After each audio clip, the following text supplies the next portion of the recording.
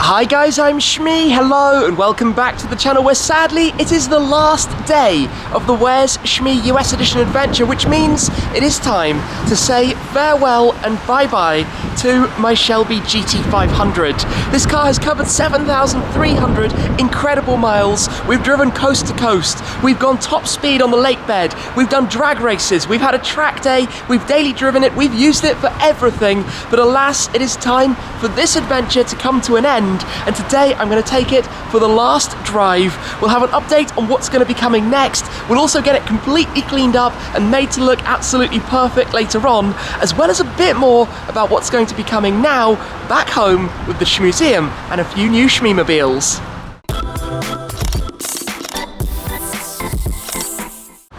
It's incredible to think that it's already been over 2 months now, 2 very fast and action-packed months since I was browsing the classifieds on Auto Tempest to find this very car. Ever since Ford introduced the GT500 a couple of years ago, the ultimate beastly Mustang, I had this plan to add one to the Shmeemobiles for a couple of reasons, because you can't buy them over in Europe. The Shelby Mustangs aren't homologated in Europe, which means they can't be done as new car sales, but you can privately import one and get it registered, but also to add it to the Ford collection in my garage, to join the Ford GT and the Heritage Edition Focus RS, to have that very cool trio of the supercar, the hot hatch and the muscle car. I thought that would be awesome to get them together. 3 very, very special cars, 3 awesome cars to have together in quite a unique collection in the garage. So that was always the intention. And then at the end of 2019, I went to the first drive with the GT500 on my Ford GT tour, which was an awesome day itself, and that confirmed my decision to place the order, to get it locked in and to hopefully take delivery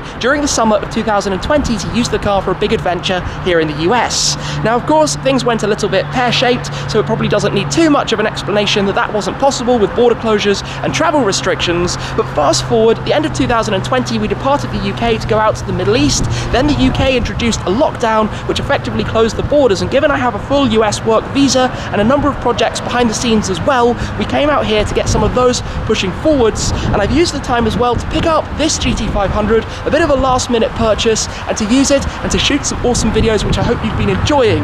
Now, the big question you might be wondering is what's going to happen long-term? Am I going to be selling it?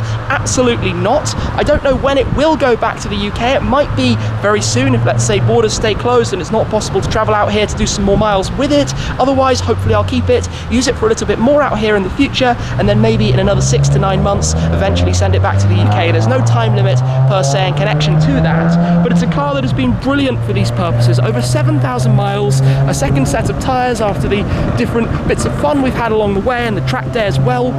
But thinking back, we took it to First Class Autosports to install the SunTek Reaction PPF and got to see the beating qualities of that. We installed the altered black PPF stripes with the red pinstripe details to tie in as well to the brake calipers, and I've been very, very happy with how it looks. Grab a Lime hadn't actually been my original colour choice if I'd been ordering a new one, but when they discontinued the colour, it was only available for the first production year of the GT500. For me, that made it a pretty easy choice, as well as thinking that the green with the orange and the red and gold of the Ford GT are going to look awesome together in the garage back at home. And I tell you what else is going to be awesome will be the number plates, the license plates. So of course it will be getting a Shmee plate, it will be getting the SH67 MEE plate, because the first GT500 was introduced in 1967. And in fact, thinking back to the 60s, what a period for Ford. 1966, as per my GT, the win at the 24 Hours of Le Mans. 67, the GT500. 68, the introduction of the Escort Mark I, to which my Heritage 150 is the 50th anniversary celebration.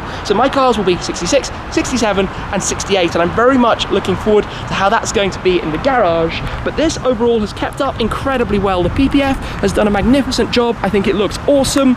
We also have acquired some googly eyes on the Cobra thanks to Puppy 150. We won't be leaving those on, but they have been a little bit of fun. You might have spotted that over on TikTok or Instagram or something like this. But I'm very pleased that I managed to find a carbon fiber track pack. I think it looks the absolute part and just makes this car a complete beastly animal. So I am going to be keeping it. I'm not going to be selling it in case anybody was worrying about anything like that. Today we're going to be parking it up later on after we've got the car completely cleaned up and detailed with Detail Geeks. But for the moment we're going to take it out for, well, the last drive of this part of the adventure. Before doing so though, I want to very quickly show you in here that we've got a sale going on some of the specific designs to the US tour. So we've got the Cheers design, there's a US flag version as well, and we've got the GT500 styles as well. So check those out in the Cheers by Shmee 150 store and the discounts that we've got on those at the moment. For now though, let's come get this started. We'll take it, as I said, for a short little ride out, a last drive. Let's check. We've got 7,299 miles, so it'll be just over 7,300. Sounds oh so good. I'm going to miss that until I get to come back out here and enjoy it some more in future. There are some things about this car that I'm going to miss, but one that I'm definitely not going to miss is this.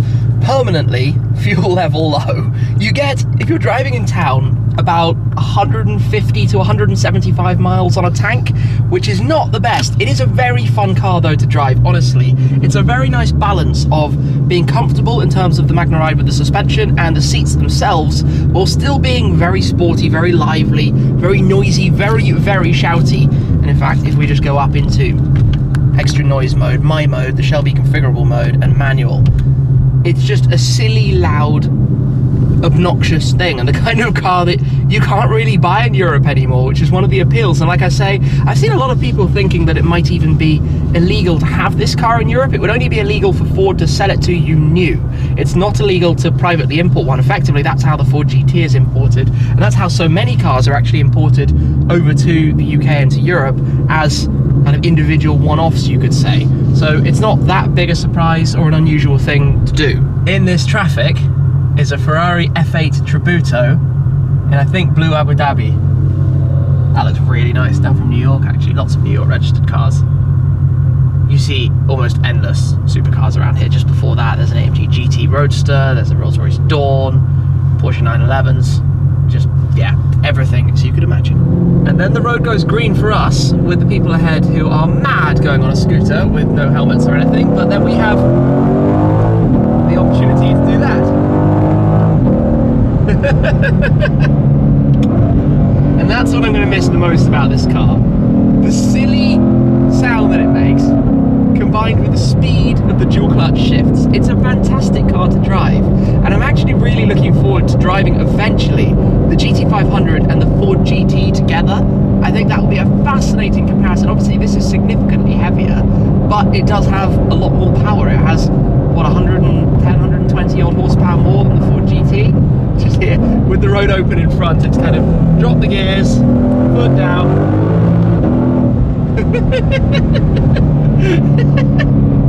I'm gonna miss driving it. Hopefully it's not gonna be too long. I don't really know at this stage. No one knows. It would be great to come back out in a couple of months, but alas, with the way everything's going at the moment, I don't entirely see that happening, sadly. I guess a last flat acceleration.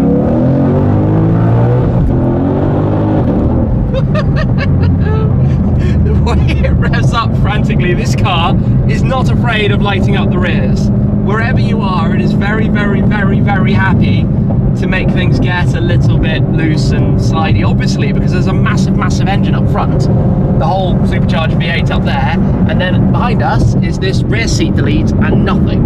And we have a few bits and pieces like the car cover and stuff in it. Obviously they're going to stay out here because I'm not going to fly home with that. He says we have a G63 coming past. There are loads of G63s here in Miami, unsurprisingly. I mean, car of the country in many ways in these kind of places. So yeah, you have this disproportionate weight balance, I suppose, in here between the engine over the steering wheels as opposed to the driven wheels with not a whole lot over them, which just makes it hilarious in many ways, just makes it completely hilarious. And of course you do then have the ability to go completely all the way around. I would like it if, when you're changing the driving modes, you have this toggle down here in the center that you have to press up and down, and then on the screen you can see how it goes through the different modes where you've got loads of them. But if you've gone up one and you're in my mode and you want to get all the way back to normal and change the display, you have to then go up through once to my mode, once to sport, once to track, once to drag strip, once to slippery, and then back to normal. And when you're driving and you have to press it 5 times, the number of times you go one too far and then have to go back, that's kind of a funky thing, but small little things. It's just been a really cool experience, I think, and I hope you guys have enjoyed this from the point of view of taking an American muscle car across America. This car has been through 14 states. It came as well from North Carolina, so it must have come down through South Carolina, obviously on the way. So this car has been to 16 states in addition to where it was made, obviously in Michigan. So it's a well-traveled GT500, and I hope that's not going to be the end of what it does. I think there'll be some big plans ahead, but of course it's also going to be joined by some new stablemates in the garage very soon, which I can tell you a little bit about as well.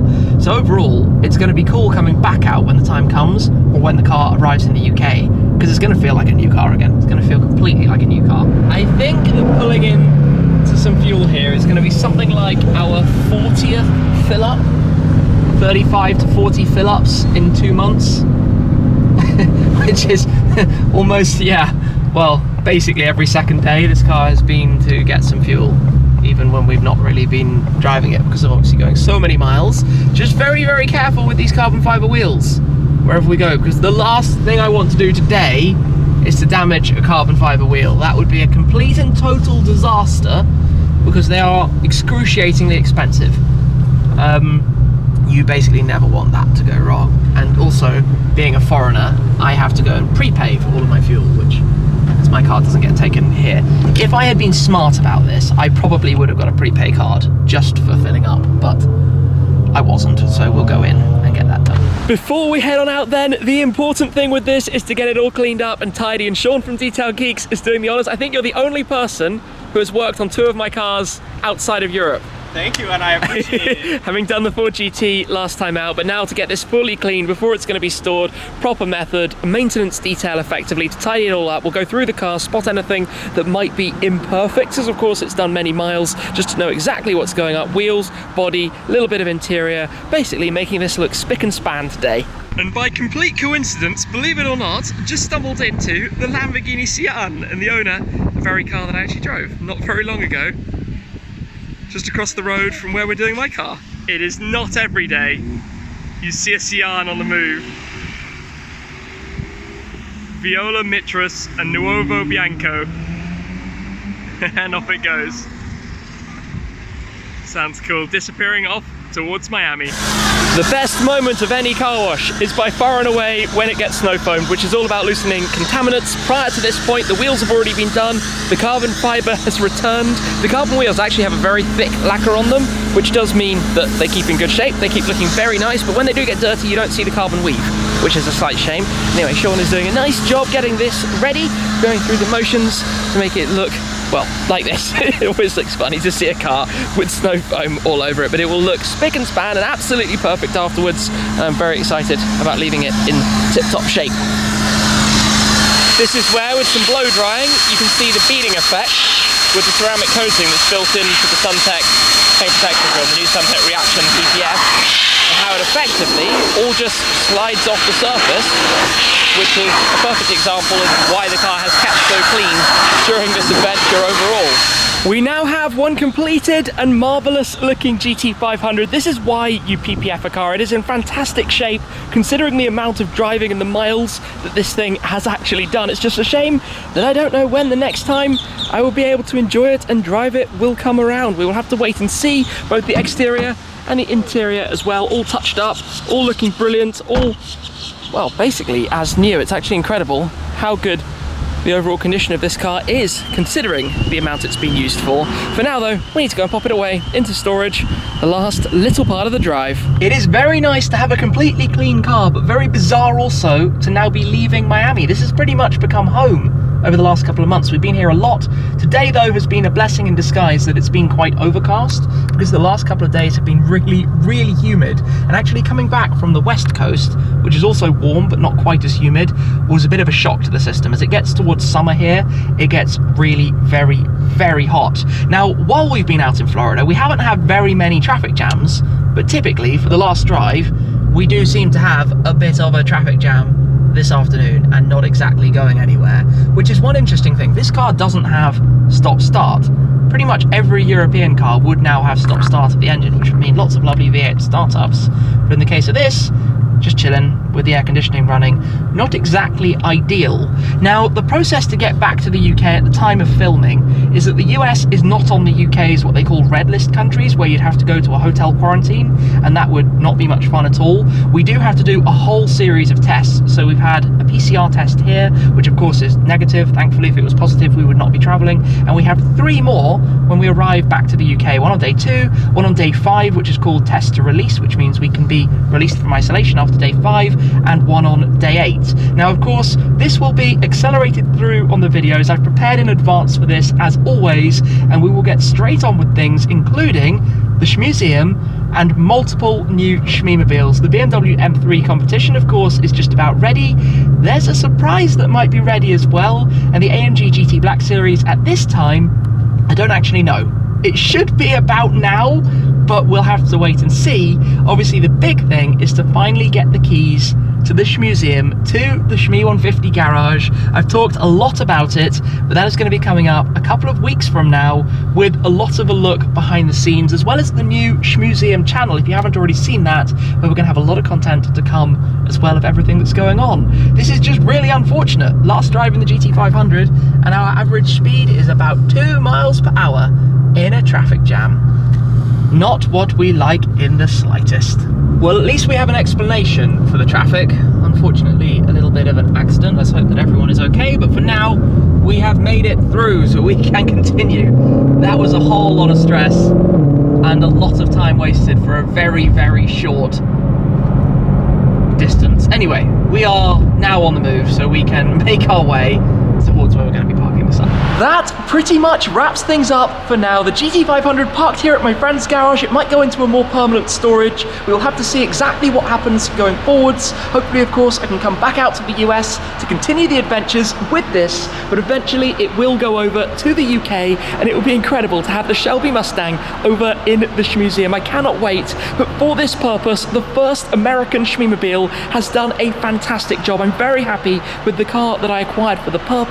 The grabber line paintwork has stood out along the way with the carbon fiber track pack. It was a must for me to have the big carbon fiber wing. You guys know how much of a carbon fiber fiend I am, but then also the first Shmeemobile to have carbon fiber wheels, and how good do they look when they are properly cleaned up thanks to Detail Geeks. But this has been quite the adventure. I think we have 7,300 and something miles. Let's just have a quick look what we've got on the dash when it wakes up. Give it a second. There we go, 7,307.6 miles in a very, very short time. What a journey it has been. What a car it has been for the purpose. It just feels a little bit strange to be saying farewell to it right now without really knowing what happens next down the line. We will have to wait and see. Don't forget as well, though, as I said, we do have these designs and some more in the Cheers by Shmee 150 store with some discounts at the moment as well, so do go and check those out. But for now, bye-bye to the GT500. That is the end of the Where's Shmee US edition adventure. I suppose I better grab the key out of my pocket, lock the car, because that's it for now. So thank you very much for watching, guys. Thank you for following this adventure with this incredible car, but that is it for this time. I will see you again very soon from over on the other side of the ocean. That's it for now. Thank you for watching. Cheers.